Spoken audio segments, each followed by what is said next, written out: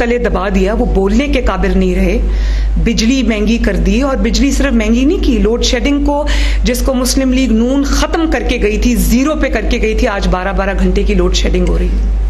तो क्या ये 4 हफ्ते की आई हुई हुकूमत की वजह से हो रही है? आज शदीद गर्मी है, लेकिन मुस्लिम लीग नून ना चाहकर भी लोड शेडिंग के लिए कुछ नहीं कर पा रही। उसकी वजह यह है कि जब आपने प्लांट्स बंद रखे इतनी देर, आपने उनके पैसे नहीं दिए, आपने उनकी मेंटेनेंस नहीं की, सारी तवज्जो आपने इंतकाम पे रखी, तो फिर ये तो सफ़र करना था ना। आज वही हुआ कि 4 साल की मुस्लिम लीग नून की 5 साल की मेहनत बेकार गई, और आज फिर से पाकिस्तान के अवाम लोड शेडिंग के अंधेरों में मुब्तला हैं। और आज मुझे अभी टीवी से पता चला कि शीरीन मज़ारी साहिबा जो है वो अरेस्ट हो गई हैं। तो मुझे कोई खुशी नहीं हुई ये ख़बर सुन के।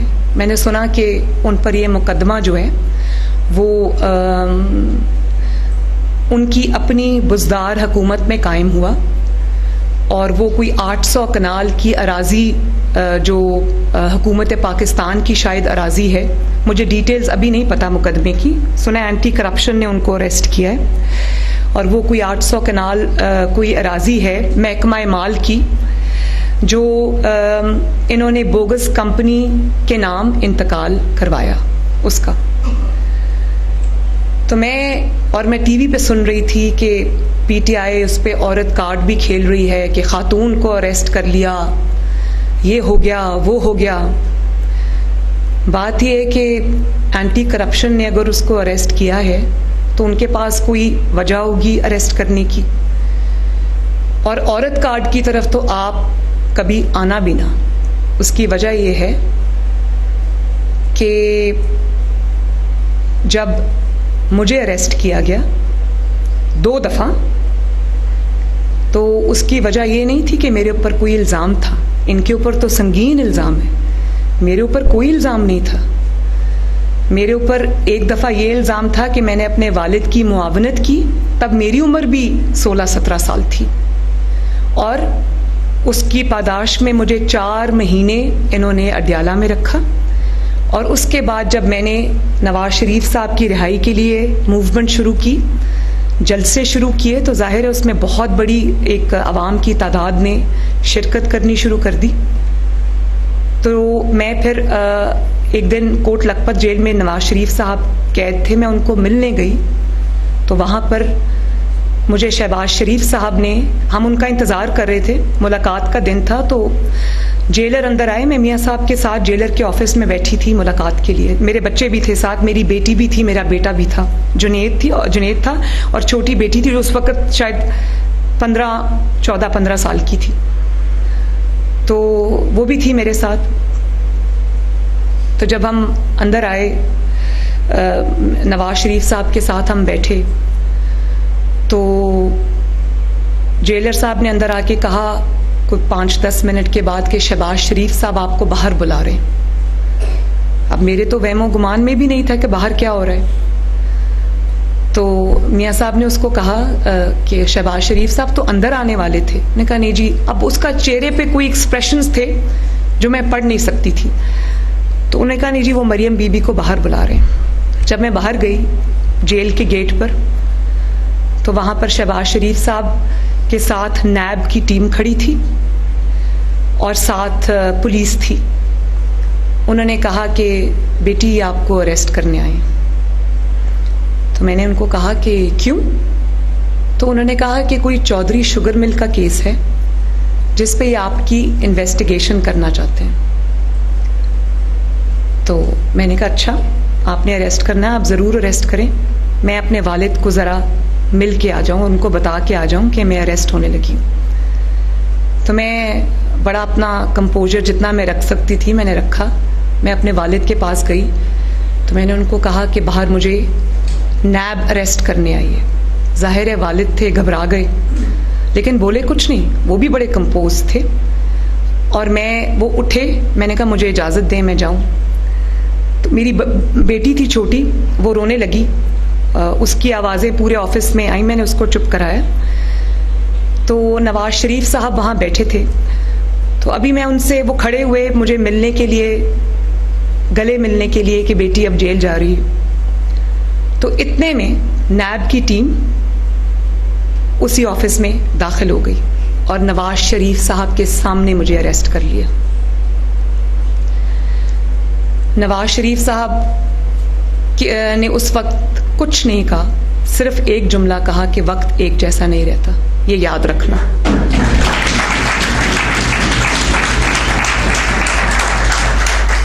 और आपको मैं आज ये भी बता दूं कि जिस मुकदमे में इन्होंने 4 महीने मुझे 60 दिन मुझे नैब में रखा, बाकी दिन इन्होंने मुझे कोट लखपत में डेथ सेल में रखा, क्या कौम ये जानती है कि आज तक वो मुकदमा मेरे खिलाफ किसी कोर्ट में रजिस्टर नहीं हुआ, कोई रेफरेंस नहीं बना, वो तफ्तीश वहीं रह गई जहां थी। और तफ्तीश क्या होती थी, नैब में जब मुझे इन्होंने सॉलिटरी कन्फाइनमेंट में रखा तो तफ्तीश क्या होती थी कि आप आजकल कौन सी किताब पढ़ रही हैं, आपके घर में जो निज़ाम है वो कौन चलाता है, मियाँ साहब पार्टी की जब फैसले करते हैं तो वो मशावरत कैसे होती है। मतलब वक्त गुजारने के लिए नैब की इन्वेस्टिगेशन टीम मुझसे ये पूछती थी, तो मैं हंसती थी, मैं उनको कहती थी कि जब आपके पास कोई है नहीं सवाल पूछने के लिए तो आप ये क्या मेरे से सवाल पूछते रहते हैं। लेकिन बात ये कि मैंने मजलूमियत कार्ड नहीं खेला, मैंने औरत कार्ड नहीं खेला।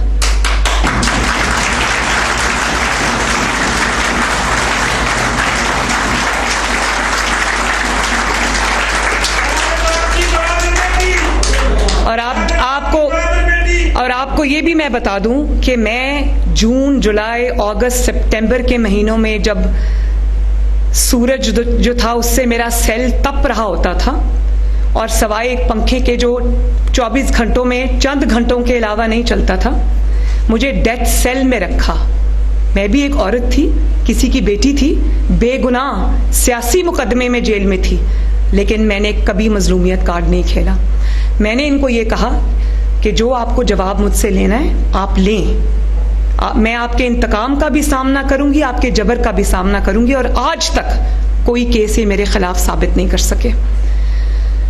मैं सिर्फ आपको ये कहना चाहती हूँ कि मैं फिर भी, इन्होंने जो भी मेरे साथ किया, जिस तरह का भी सलूक किया, मैं फिर भी किसी इंतकाम में बिलीव नहीं करती। और मैं नहीं चाहूंगी कि चाहे वो कोई मर्द हो या औरत हो। शीरी मज़ारी साहब को तो ख़वातीन ने अरेस्ट किया है ना, मुझे दोनों दफ़ा जब अरेस्ट किया था तो किसी खातून ने अरेस्ट नहीं किया, लिटरली मुझे मर्दों ने अरेस्ट किया। और ये भी मैं बता दूं कि ये कहानियां मैं कभी कौम के सामने ज़रूर लाऊंगी कि नैब में मेरे साथ इन्होंने क्या सलूक किया, कहाँ इन्होंने कैमरास लगाए हुए थे, क्या क्या ये करते थे। रात को 12 बजे ये मेरे कमरे पे मर्द जितने भी ऑफिसर्स होते थे वो धावा बोलते थे और मेरी वीडियोस बनाते थे, इनके पास वो वीडियोस मौजूद हैं।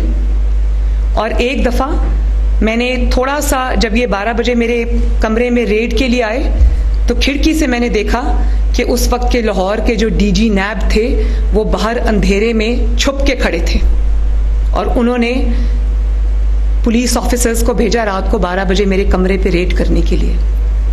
मैं आपको ये बात बता दूं कि अगर मैंने ज़बान खोली कि इन्होंने मेरे साथ क्या किया तो बात बहुत दूर तक जाएगी, लेकिन वो बात जब मैं करूंगी कभी बेहतर वक्त आया, और वो इसलिए नहीं करूंगी कि वो मेरे साथ गुजरा, इसलिए करूंगी कि मैं कौम के सामने ये रखूं कि ये किस किस्म के, किस कमाश के लोग थे। लेकिन आज अगर शीरी मज़ारी साहबा अरेस्ट हुई हैं तो उनको किसी इल्ज़ाम पे अरेस्ट किया गया है तो उनको उस इल्ज़ाम को फेस करना चाहिए, उसके जवाबात देने चाहिए, उसके सबूत उनको देने चाहिए, उन इल्ज़ामात को गलत साबित करना चाहिए।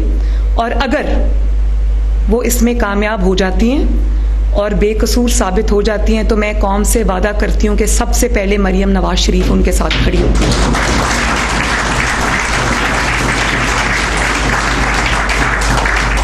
लेकिन ये नहीं हो सकता कि आप आइन तोड़ें, और ना सिर्फ ये कि आप आइन तोड़ें बल्कि ढिठाई से, बेदर्दी से आइन को, पाकिस्तान के आइन को अपने पांव तले रोंदें और उसके बाद आप ये इल्ज़ामात लगाना शुरू कर दें अदालतों पर कि रात को मेरे लिए अदालत क्यों खुली, भाई रात को अदालत आपके लिए इसलिए खुली क्योंकि आपने आइन तोड़ने का संगीन जुर्म किया था। ये नहीं हो सकता कि आप आइन के ऊपर पांव रख के गुजर जाएं और कोई अदालत आप उसका नोटिस ना ले। आपने संगीन जुर्म किया था, आप पे आर्टिकल 6 लगता है। और ये भी मैं आप सबको बता दूं कि ये अभी भी लाडला है, ये अभी भी लाडला है, क्योंकि खुदा न खास्ता जो, वैसे तो नवाज शरीफ साहब इस मिट्टी का बेटा है, इस मिट्टी से उसने वफा की है, उसकी खातिर उसने इतनी बड़ी बड़ी तकलीफें झेली, लेकिन वतन अजीज की सलामती पर कभी आंच नहीं आने दी।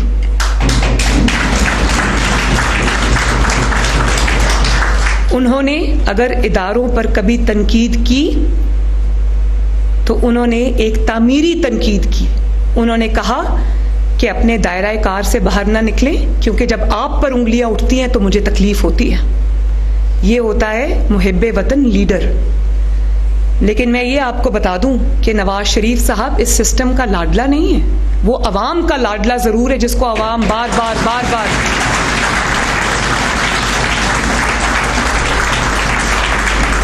जिसको अवाम बार बार ये उसको निकालते हैं, अवाम उसको लेके आती है, उसको निकालते हैं, अवाम उसको लेके आती है। लेकिन जो इमरान ने जिस ठिठाई से आइन को तोड़ा, बल्कि तोड़ना बड़ा सॉफ्ट लफ्ज है, जिस तरह आइन को रोंदा, आइन को कुचला इमरान के स्पीकर ने, इमरान के डिप्टी स्पीकर ने, और आज तक उसका सदर, जिसका बेटा इदारों को खुलेआम गाली देता है, उसका सदर और उसका गवर्नर पंजाब आज तक जो है वो आइन का हुलिया बिगाड़ते आ रहे हैं, लेकिन उनके खिलाफ कुछ नहीं। यही अगर आइन तोड़ने की हरकत नवाज शरीफ ने की होती, शहबाज शरीफ ने की होती, मरियम नवाज ने की होती, तो मैं ये दावे के साथ कहती हूं कि हमारी जो लाशें हैं ना वो चौकों पर टंगी होती इस वक्त। तो ये क्या बात हुई कि जो आपको बुली करे, जो आपको गाली दे, जो एक नापाक मुहिम चलाए इदारों के खिलाफ, उसको तो सहूलत मिल जाए। शीरी मजारी कोई प्राइम मिनिस्टर से बड़ी तो नहीं है ना। प्राइम मिनिस्टर आज प्राइम मिनिस्टर होते हुए अपने बेटे वजीर आला के साथ आज FIA की अदालत में पेश हुआ था। तो अगर नवाज शरीफ अपनी बेगुनाह बेटी के साथ सैकड़ों पेशियां रोजाना की बुनियाद पर अगर भुगत सकते हैं, और शहबाज शरीफ वजीर आजम होते हुए, हमजा वजीर आला होते हुए अपना जवाब अगर दे सकते हैं, तो शीरी मजारी साहिबा को भी अपना जवाब देना चाहिए। यह नहीं होगा कि आपने अगर कोई गलत काम किया है, जो कि अभी कानून साबित करेगा, मैं उसके बारे में अभी कुछ नहीं कहना चाहती क्योंकि मेरे पास इंफॉर्मेशन नहीं है, लेकिन इन्वेस्टिगेशन होगी तो सामने आना चाहिए ना कि आपने क्या किया है।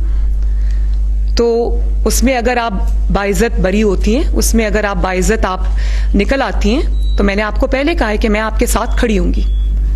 लेकिन यह नहीं हो सकता कि जब आपकी गलत कार्यों पे, आपकी बेहूदगी पे, आप उसको इदारों को बुली करके आराम से बच के निकल जाएं। ये वही इमरान खान है ना जो फॉरेन फंडिंग पे 7 साल से बैठा है और उसको आगे चलने नहीं दे रहा। उसको कौन प्रोटेक्ट कर रहा है? क्यों नहीं चल रहा वो? यही फॉरेन फंडिंग का केस जिसके अंदर इतने बड़े बड़े इररिफ्यूटेबल एविडेंसेस हैं, अगर नवाज शरीफ के खिलाफ होता तो नवाज शरीफ की पार्टी इस वक्त सफाई हस्ती से मिट गई होती। क्यों है ये फर्क, ये तफरीक क्यों है? और आप ये देखें कि अदालत उज़्मा ने एक्शन लिया आइन तोड़ने पर, तो इन्होंने अदालत उज़्मा को दिन रात बुरा भला कहना शुरू कर दिया। इमरान खान साहब ने अपनी तकारीर में, और इनके लोगों ने सोशल मीडिया पे गालियां निकालनी शुरू कर दी। इनके मिनिस्टर्स ने, इनके लोगों ने गालियां निकालनी शुरू कर दी। उस वक्त जो अदालतें थी वो बिकी हुई थी, और उसके बाद जब शहबाज शरीफ साहब के खिलाफ सो मोटो नोटिस हुआ तो वही अदालतें अचानक अच्छी हो गई। उन अदालतों की शुक्रिया अदा करने शुरू हो गए। वही ECP जिसको रोज की बुनियाद पर कहा जाता था कि ECP चेयरमैन इस्तीफा दे, ECP चेयरमैन के खिलाफ जो इन्होंने जुलूस निकाले, उस पे जो ECP चेयरमैन के खिलाफ जो प्लैकार्ड्स इन्होंने पकड़े होते थे, उस पे गालियां लिखी थी, लिटरली इंग्लिश की गालियां लिखी होती थी, क्योंकि इनको डर था कि इनके खिलाफ जो फॉरेन फंडिंग केस है उसमें इतने बड़े बड़े सबूत आ चुके हैं जिनका सामना इमरान खान नहीं कर सकते थे। तो उसी ईसीपी को इन्होंने गाली देना शुरू की, और कल जब इनके अपने अरकान 25 अरकान डीसीट हो गए तो उस ईसीपी की तारीफ में ज़मीन और आसमान के कलाबे मिलाने शुरू कर दिए। ये तो तरीका नहीं है ना कि आपके दिल में जो आए पहले इदारों के बारे में मुगलजात बको। जो कानून आपको पकड़े वो कानून बुरा है, जो कानून आपके मुखालिफ के खिलाफ फैसला दे वो कानून अच्छा है। जो इदारा आपके खिलाफ हरकत में आए वो क्या नाम इसने लिया था, वो क्या कह रहे थे इदारों को, सिपा सालार को क्या कहा, मीर जाफर और मीर सादिक। जो इदारा आपके खिलाफ, आपकी गैर कानूनी हरकतों के खिलाफ हरकत में आए वो मीर जाफर हो गया, वो मीर सादिक हो गया। और अगर वो जानवर है, और अगर वो आपके हक में फैसला दे तो फिर आप उसकी तारीफ शुरू कर देते हैं। तो मुझे तो ये समझ नहीं आती कि ये क्या मंतक है। और अगर इसी तरह बुली करके आपने इदारों से फैसले लेने हैं, इदारों को आपने बुली करना है, और आपका रोल अब पाकिस्तान की सियासत के अंदर एक बुली का रोल रह गया है, तो फिर इदारों को भी सोचना चाहिए, कौम को भी सोचना चाहिए कि एक बुली को आप फीड क्यों कर रहे हैं। और आप ये देखें कि कल इन्होंने जो बातें की अपनी तकरीर के अंदर, मैंने ये बहुत पहले कहा था कि आज भी जब भी मुझे इमरान खान का नाम लेना पड़ता है तो मुझे दिली तकलीफ होती है, क्योंकि ये शख्स इस काबिल नहीं है कि मैं इसका नाम लूँ। लेकिन 4 साल क्योंकि ये वज़ारत उज़्मा की कुर्सी पे जो शख्स बराजवान रहा, जिसने पाकिस्तान की तबाही की, जिसने पाकिस्तान की बर्बादी की, जो पाकिस्तान की मईशत को वेंटिलेटर पे डालने का जिम्मेदार है, जो पाकिस्तान के तमाम दोस्त ममालिक को दुश्मनों की सफ में खड़े करने का जिम्मेदार है, जिसने जाते जाते पाकिस्तान में वो आग लगाई कि उसको बुझाते बुझाते साल लग जाएंगे। तो मैं आइंस्टाइन को तो का नाम तो नहीं ले सकती ना, मैं किसी और मुल्क के सरबराह का नाम तो नहीं ले सकती ना। जो इस कुर्सी पे 4 साल रहा, जो इस सब तबाही बर्बादी नालायकी का जिम्मेदार है, उसका क्या नाम है? तो इमरान खान का जो भी नाम है वो इमरान खान का नाम मुझे लेना पड़ता है, दिल पे पत्थर रख के लेना पड़ता है, लेकिन नाम ही वही है क्योंकि जिम्मेदार वो है। वरना इमरान जैसे शख्स को तो मैं कभी मुड़ के भी ना देखूं।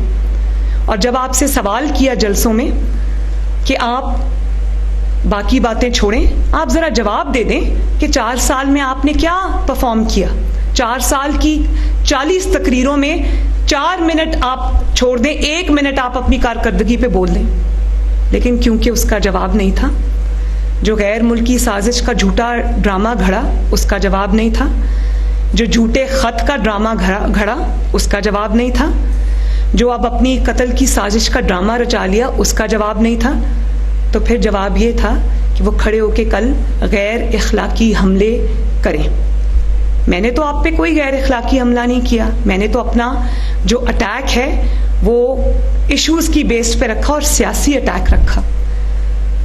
तो मुझे लोगों ने कहा, जिस तरह से कल रिएक्शन आया तमाम सियासी क़यादत का भी, अवाम का भी, ख़वातीन का भी ख़ुसूसी तौर पे, तो मैं सबकी शुक्रगुज़ार हूँ। मुझे कल बड़ी इस चीज़ की खुशी हुई कि अवाम के अंदर अभी भी जो मशरक़ी इक़्तिदार हैं, जो हमारी इस्लामी इक़्तिदार हैं, जो हमारी माशरती इक़्तिदार हैं, वो ज़िंदा हैं। इमरान खान जैसा शख्स उनको नुकसान पहुँचाने में कामयाब नहीं हुआ। इसी फितने का रास्ता हम सबको मिलके रोकना है।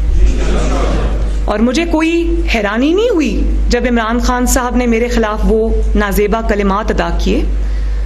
मुझे आप ये देखें कि वो मेरे वालिद की उम्र के हैं, मैं उनकी बेटी की उम्र की हूँ, लेकिन बात देखें जो उन्होंने की है। तो जब उन्होंने ये बात की है तो उन्होंने मुझ पे अटैक नहीं किया, उन्होंने हर उस बेटी पर, हर उस माँ पर, हर उस बहन पर अटैक किया। पंजाब की बेटियों पर, माँओं पर, बहनों पर अटैक किया, पाकिस्तान की बेटियों को पर, बहनों पर, माँओं पर अटैक किया। और मैं उनसे बेहतर जो इखलाक है उसकी तवक्को नहीं रखती। मुझे कोई हैरानी नहीं हुई, क्योंकि अच्छे इखलाकियात जो हैं वो बहुत बड़ी चीज़ होती है। उसको छोटे इंसान से उसकी तवक्को रखना मेरे ख्याल है एक नामुमकिन बात है।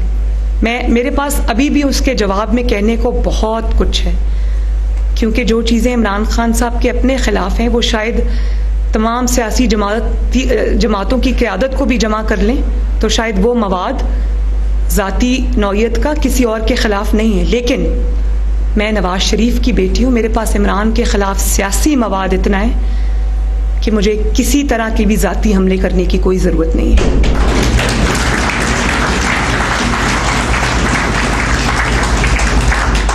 लेकिन बतौर माँ, बतौर बेटी, बतौर बहन, ये भी मेरी बेटियां बैठी हैं, मुझे इस चीज़ की फ़िक्र ज़रूर है कि जब वो कल खड़े होकर जलसे में नौजवानों को जो उनके जलसे में खड़े थे उनको आपने क्या पैगाम दिया?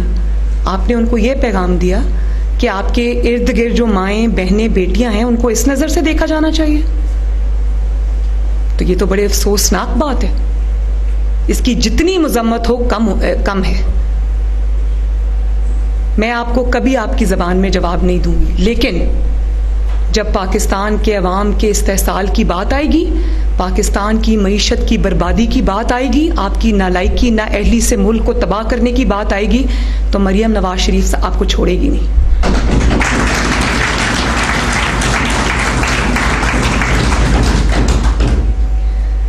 तो मैं ये एक बार फिर ये कहना चाहती हूँ कि मुस्लिम लीग नून, बिल्कुल ये लिख के रख लें कि मुस्लिम लीग नून किसी इंतकाम में ना शामिल होगी, ना उसका हिस्सा बनेगी, ना उसका साथ देगी।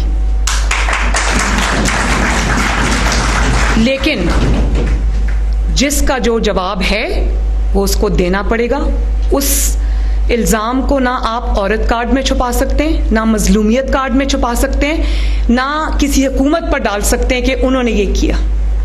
ये आग जो है, देखें, इस सब का जिम्मेदार वो इमरान खान है, सरगना है, जिसने सबकी पगड़ियां उछाली, जिसने किसी को गद्दार कहा, किसी को अमरीकी एजेंट कहा, किसी को चोर कहा, किसी को डाकू कहा। तो उसका जो 4 साल का ट्रैक रिकॉर्ड है, वो आज ना कोई मजलूमियत कार्ड खेल सकते हैं, ना कोई औरत कार्ड खेल सकते हैं, ना कोई इंतकाम कार्ड खेल सकते हैं। उनकी 4 साला कारकर्दगी सवाए इंतकाम के और किसी चीज़ का नाम ही नहीं है। लोगों की बहनों को, बेटियों को, आप जस्टिस फाइज ईसा की बात ले लें, उनकी बीवी को कितने महीने इन्होंने बगैर किसी इल्ज़ाम के इन्होंने अदालतों में घसीटा।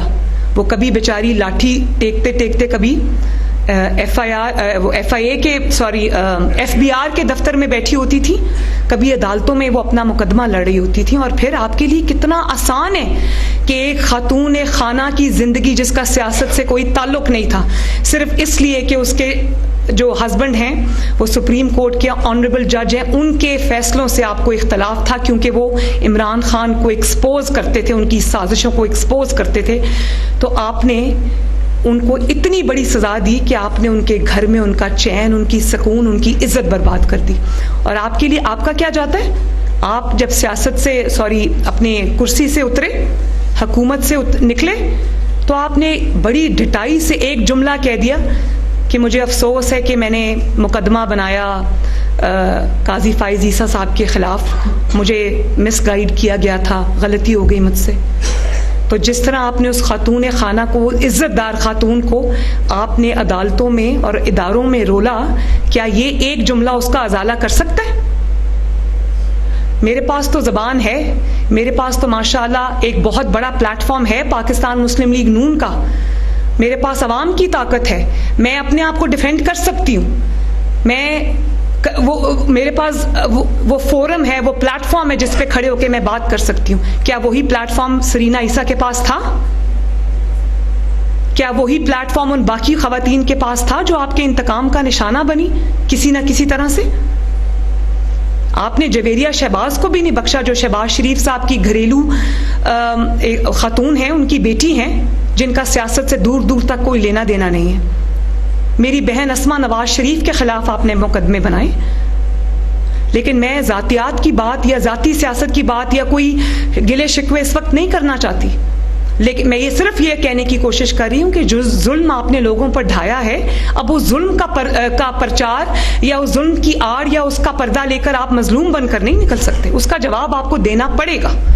सवाल तो आपसे पूछा जाएगा और जवाब आपको देना पड़ेगा। उस वक्त मना करते थे कि ये न मत करो, वक्त एक जैसा नहीं रहता, उतना करो जितना बर्दाश्त कर सको। लेकिन फिर भी मैं कौम को भी यकीन दहानी कराती हूँ, आप सबको भी यकीन दहानी कराती हूँ कि इंशाअल्लाह ताला मुस्लिम लीग नून हक पर, इंसाफ पर खड़ी रहेगी, किसी के साथ ना कोई ज्यादती होने देगी, ना किसी के साथ कोई इंतकाम होने देगी। ये मेरा वादा है आपसे। बहुत बहुत शुक्रिया।